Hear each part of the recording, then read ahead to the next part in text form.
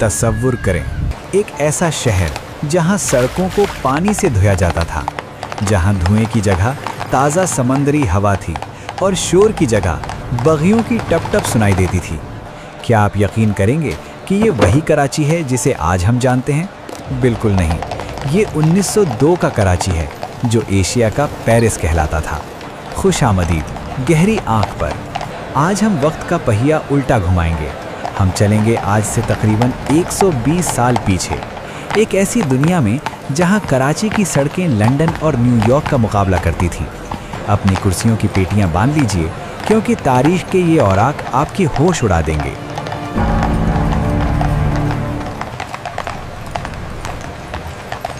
साल था 1902। बरतानवी राज का सूरज पूरी आबोताब से चमक रहा था। जरा सोचिए, एल्फिनस्टोन स्ट्रीट पर शाम ढल रही है, गैस के लैंप्स झिलमिला रहे हैं, गोरे अफसर और अमीर पारसी सेठ अपनी चमचमाती बग्घियों में घूम रहे हैं। उस वक्त के कराची में गंदगी का नामो निशान नहीं था। सुबह सवेरे म्यूनिसिपैलिटी के मुलाजिम सड़कों को ऐसे चमकाते थे जैसे कोई अपना घर साफ करता हो। मैरीवेदर टावर अभी नया नया तामीर हुआ था और उसकी घड़ी की टिक टिक पूरे इलाके में सुनाई देती थी। ये वो दौर था जब कराची की आबादी मुश्किल से 1 लाख थी, मगर इसका रुतबा किसी सल्तनत से कम नहीं था। लेकिन सबसे हैरानकुन मंजर था यहाँ की ट्रैम। 1902 में कराची की सड़कों पर भागम भाग नहीं थी, बल्कि एक अजीब सा ठहराव था। ट्रैम वे लाइन पर चलती वो सवारी कराची की पहचान थी। लोग कहते हैं कि उस वक्त कराची की फिजा में इतना सुकून था कि आप सड़क के उस पार खड़े शख्स की सांस भी सुन सकते थे। मगर ये तस्वीर का सिर्फ एक रुख है। रोशनियों और सफाई के पीछे 1902 के कराची में कुछ इलाके ऐसे भी थे जहां अंग्रेज़ों को जाने की इजाज़त नहीं थी, जहां रात होते ही एक अलग दुनिया आबाद होती थी, एक ऐसी हकीकत जो तारीख की किताबों में अक्सर छुपा दी जाती है। जैसा कि हमने पिछले हिस्से में बताया, 1902 का कराची सिर्फ चमकती सड़कों का नाम नहीं था। उस वक्त अंग्रेज़ों ने शहर को 2 हिस्सों में तकसीम कर रखा था। एक वाइट टाउन जहां सदर और कैंटोनमेंट की रौनक थी, और दूसरा ब्लैक टाउन यानी आज का पुराना शहर जहां मकामी लोग बसते थे। असल कहानी तो इन तंग गलियों में सांस लेती थी। अगर आप 1902 में खरादार या मीठादार की गलियों से गुजरते तो मंजर बिल्कुल मुख्तलिफ होता। यहाँ बिजली के लैंप्स नहीं, बल्कि मिट्टी के दिए और लालटेन जला करती थी। मगर इन्हीं गलियों में कराची की रूह बसती थी। लेकिन एक खौफ था जो इन गलियों में मंडला रहा था। 1896 के ताउन यानी वबा ने कराची का नक्शा बदल दिया था। 1902 तक आते आते लोगों के दिलों में ये डर बैठ गया था कि सफाई ना रखी गई तो मौत वापस आ जाएगी। यही वजह थी कि अंग्रेज सरकार ने सख्ती बरकरार रखी थी। मगर नेटिव जेटी के पुल के नीचे कहानी कुछ और थी। नेटिव जेटी का पुल, जहां से लोग अपने गुनाहों का बोझ उतारने के लिए गोश्त और सिक्के समंदर में फेंकते थे।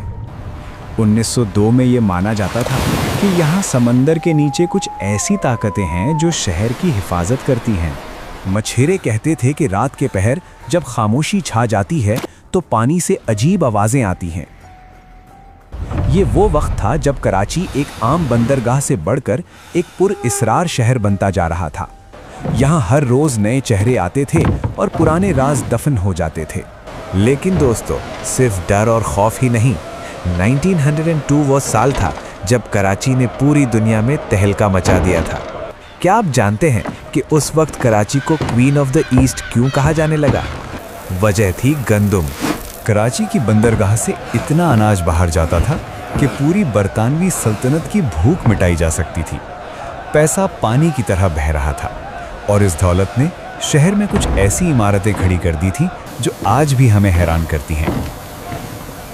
इन्हीं इमारतों में से एक इमारत ऐसी थी जिसके नीचे कहा जाता है कि अंग्रेज़ों ने बागियों को सज़ा देने के लिए तहखाने बनाए थे।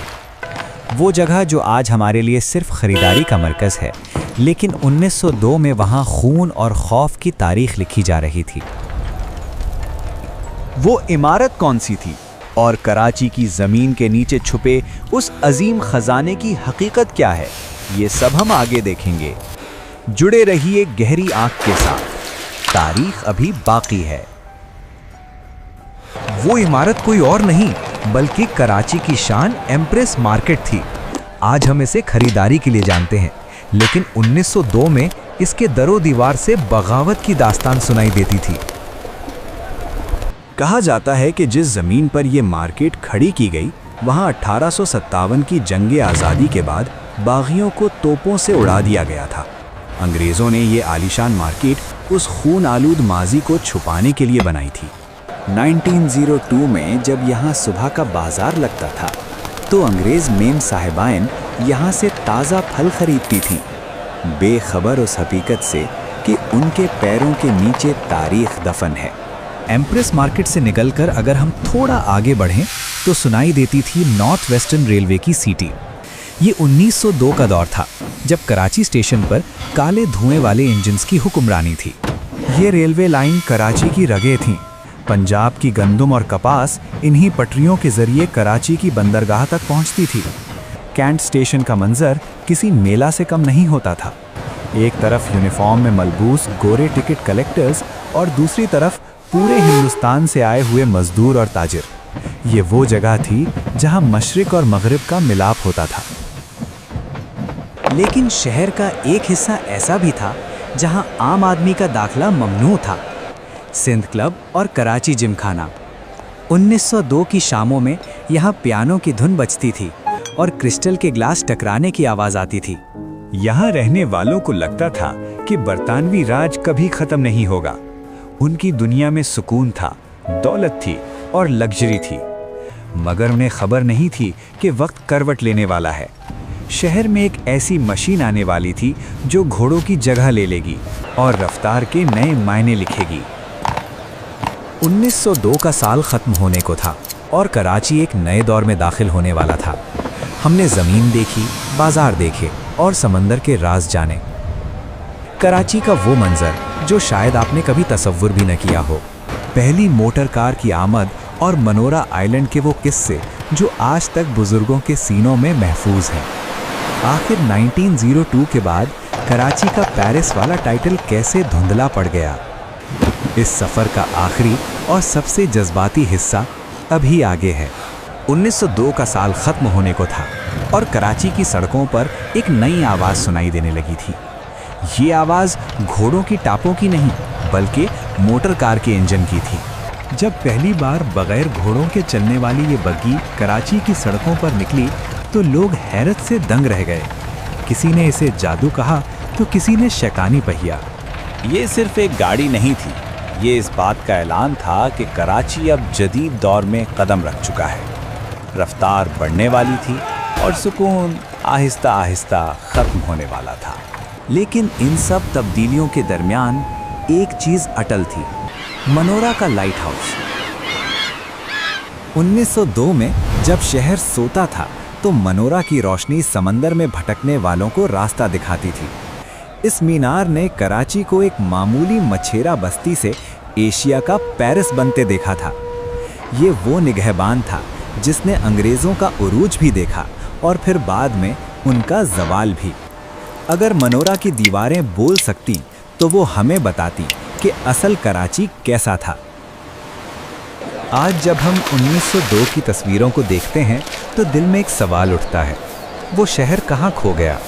वो सड़कें जो पानी से धुली जाती थीं, वो डिसिप्लिन, वो नज़ाकत, क्या वो सिर्फ अंग्रेज़ों के साथ चली गई? कराची वही है, समंदर वही है, हवा वही है, मगर शायद हमने उस एहसास को खो दिया है जो इस शहर को अपना घर समझता था। 1902 का कराची हमें ये याद दिलाता है कि ये शहर सिर्फ ईंटों और पत्थरों का ढेर नहीं, बल्कि एक जिंदा तारीख है। तारीख के सफ़र में हमारे साथ चलने का शुक्रिया। माजी के दरीचे बंद ज़रूर हो जाते हैं, मगर उनकी रोशनी हमेशा बाकी रहती है। शायद किसी दिन हम अपने कराची को फिर से वैसा ही शानदार बना सकें। उम्मीद है गहरी आँख की ये कोशिश आपके दिल में उतर गई होगी। अगर आपको ये वीडियो पसंद आई तो लाइक करें और कमेंट्स में बताएं कि आप अगला सफ़र किस शहर या किस दौर का करना चाहते हैं। गहरी आंख से इजाज़त दीजिए। अल्लाह हाफिज़।